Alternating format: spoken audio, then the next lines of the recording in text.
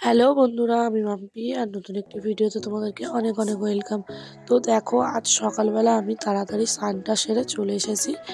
আর আজকে এক জায়গায় বেরোবো, তো সেই জন্যই আজকে তাড়াতাড়ি স্নানটা হয়ে গিয়েছে। তো দেখো, আমি এই শাড়িটা পরে যাব বলে সব কিছু রেডি করে নিচ্ছি।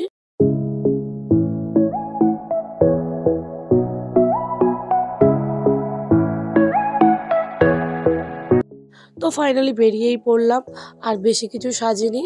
তো যতই ভাবি যে তাড়াতাড়ি বেরোবো, কিন্তু কোনো জায়গায় যেতে গেলে আমার কেন জানি না এরকম দেরি হয়ে যায়।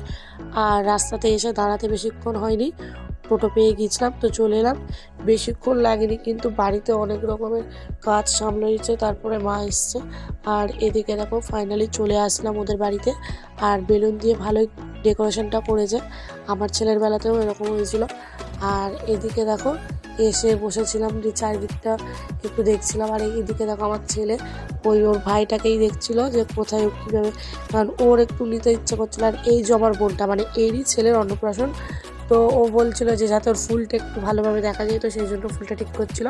আর এই যে আমাদের সোনা বাবানটা, তো ও এখানে ওকে যে যেমন পাচ্ছে আজকের দিনে ওকে সবাই কোলে নিচ্ছে, চটকাচ্ছে। আর ওরও এগুলো বিরক্তি লাগছিল, তো এখানে ওর মাকে দিয়ে দিল, ওর মা নিয়ে আদর করছে। আর এরপরেই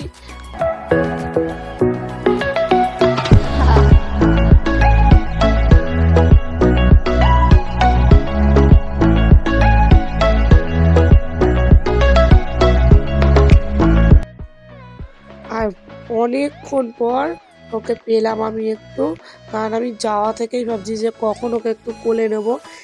মানে সবাই মিলে নিচ্ছে, তো সেই কারণের জন্য আমি নিতে পারছিলাম না তখন। তো তারপরে আমার কোলে এসছে। আর এদিকে আমার ছেলেও তখন দেখতে পেলো, তো আমার ছেলে কীভাবে তাকিয়েছিল ওকে নেওয়ার জন্যই। আর তারপর তারপর খেতে চলে এসেছিলাম। আর তার খাওয়ার সাথে সাথে দেখো প্লেটে ভাত আর ডাল পড়ে গিয়েছে। আর এদিকে ফুলকপির তরকারি। আরে না, তোমরা এটা ভেবো না যে আমি শুধু ভাত আর ডাল দিয়ে খেয়ে চলে এসেছি। আমার প্লেটের অবস্থাটা এমন ছিল, তো সেই কারণে তোমাদেরকে দেখানো যেত না।